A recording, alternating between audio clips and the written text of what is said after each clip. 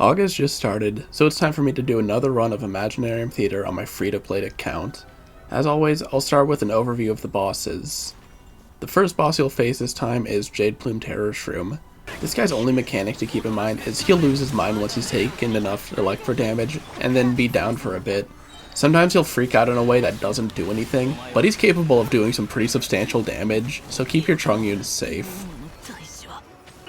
Next, we've got the Ruin Cube. When it's got 25% HP left, his HP will be locked, and he'll summon his nerds. One of these will have a ring around it, and you'll need to take it out before you can take out the actual main unit. Once you do, it will have all of its resistances drastically reduced, so it's your best chance to do a lot of damage. The third boss is Magu Kenki. Outside of taking forever for him to stand up, his HP also locks at 75% for a big attack. Afterwards, he'll start dashing all around the arena if you're unlucky. This can be mitigated by standing between him and the middle of the arena, but it doesn't always work. Also keep an eye on this shadow clone because it can snipe you if you're not careful. And finally, there's the Suwani. Have a cryo character at the ready to freeze him when he turns blue, and then shatter him to down him for a nice second. Cryo is not required for this fight, but having some makes it a bit easier to manage. He can hit hard and fast, so be careful. All four bosses are just straightforward fights this time, with only one thing to really remember for each. The Ruin Cube and Kenki can be annoying because of their HP locking mechanics, but overall you shouldn't have any trouble with the bosses this time around. Here's a full list of the characters I'll be using, and as always I'll put their build info on screen when they're relevant. Starting now, I'll give a breakdown of my full run through this theater. I start things off by grabbing an upgrade for Superconduct, since it's going to be the most common reaction I use by far. The first level decreases enemy resistance to physical, electro, and cryo damage. And then I also opt to buy a character. It's a solid lineup, but I go with Wanderer to have a DPS on hand. I then get another level of Superconduct with a choice between AoE physical damage when you do physical damage, or further decreasing cryo and electro resistance. I choose the latter because physical damage isn't real. I spend the last of my flowers on the third level of Superconduct before getting into the first stage. I choose to fight a bunch of slimes because it seems easy enough, and go in with the Trial Ganyu and Mizuki joined by my own Yaya and Kuki. It's just slimes, so how bad could it be? Well, how about 6 waves of slimes that all spawn in opposite sides of the map? You have to kill a whopping 30 slimes in 65 seconds. And I won't lie, this was awful. Do not, under any circumstances, choose the slime level without Venti or Kazuha. I am not kidding, this was the most miserable start to Imaginarium Theater I have ever had. This chamber took me an entire quarter of my playthrough recording. It took me so many runs that I got the Superconduct Kills achievement. It was bad. I scrapped 2 previous runs because of this level. I kept going in because I'm just stubborn, but holy shit I was crashing out. Do not attempt this level without Venti or Kazuha.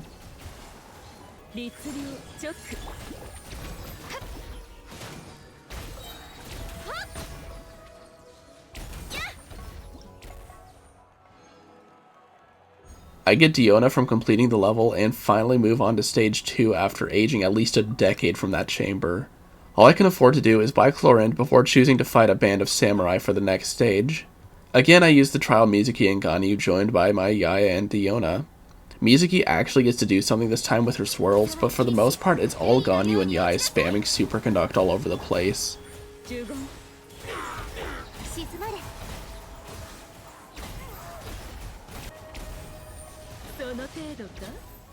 Yaya's burst misses at the last second, so I almost fail, but Ganyu clutches it out for me. I grab Venti and a mystery cache to make characters cheaper. Finally, I get the last level of Superconduct. The choice is between an AoE burst of cryo or electro damage, and since there's not much difference, I just go with a cryo card. Against the Terror Shroom, I bring Chlorinde, Layla, Kuki, and Sucrose, and somehow this is the easiest level yet.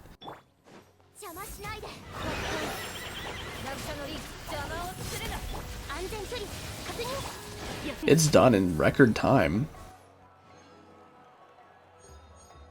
I get Fischl to replace my used up Yaya and Kuki, and then buy Ayaka, as well as getting Kaya from a mystery cache, before moving forward to the tower defense stage. I choose the Eremites because I know Venti is just going to trivialize the whole thing. If you have access to Freeze because of Nuvalet or Singshou, go ahead and do that because it's going to trivialize it as well. If you don't have Freeze or Venti, there's always the option to choose this stage that sends one enemy at a time. I settled on the team of Ayaka, Kaya, Fischl, and Venti. This time around the timer is pretty long and doesn't decrease much when you kill enemies, so it's just a matter of keeping Venti's ult up.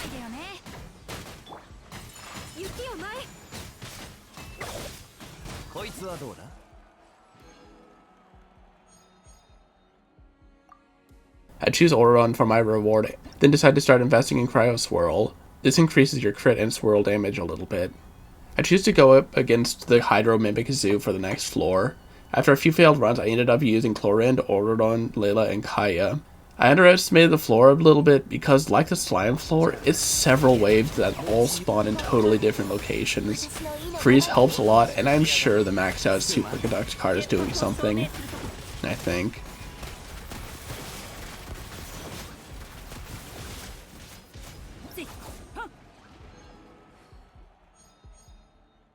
I get Rosaria after winning, then buy Silali and the next level of Cryo Swirl. The choice is cryo damage over time when you do damage, or a suction that does anemo damage when you sprint. I picked cryo damage because I can't imagine needing much more crowd control at this point. Would have been nice for the first floor though. A mystery cache gives Sucrose some energy back, and then I get into the Ruin Cube showdown. My first run doesn't go well, so I switch things up with Wanderer, Silali, Rosaria, and Auron.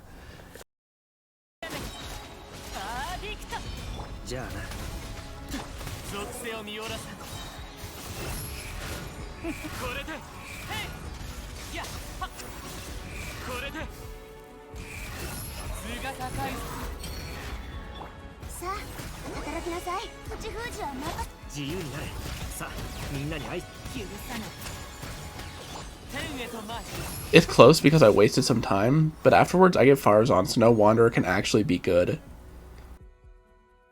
I get level 3 Cryo Swirl before going in to fight some fish apps.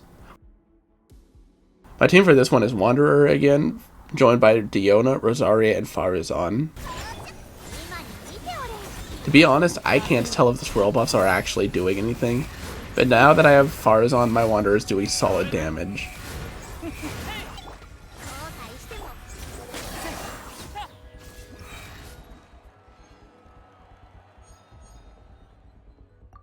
I pick up Lanyan since I'm running out of anemo characters, and a mystery cache gives me more flowers, so I buy Nuvolet and max out Cryo Swirl. The final card is a choice between more damage or Res Shred, and I always pick Res Shred in these situations. Finally, I buy Escoffier before going into the Kinky fight. I choose a team of Nuvolet, Lanyan, Escoffier, and Sucrose. Miyoyo, I know you know how to make him start the fight standing up. Please.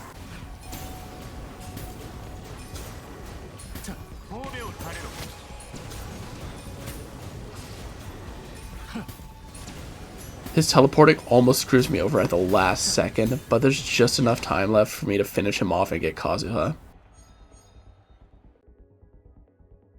I buy Shinha and a mystery cache to make reaction cards cheaper, then finish things off by buying Xingqiu. I choose to fight a bunch of trolls for the bounty stage and bring a freeze team of Ayaka, Xingqiu, Shinha, and Sucrose. My first run fails because Ayaka's burst misses, but other than that, it's an easy chamber.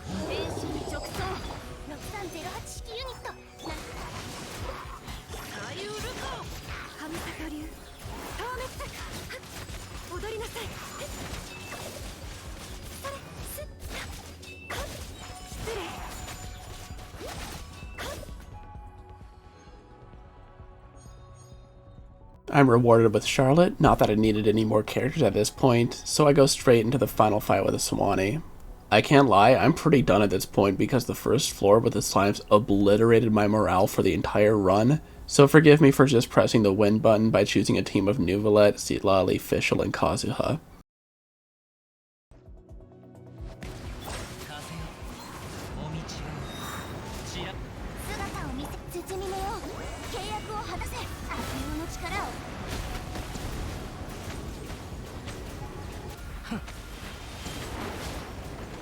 It's another pretty close call, but this puts a wrap on another rotation of Imaginarium Theater.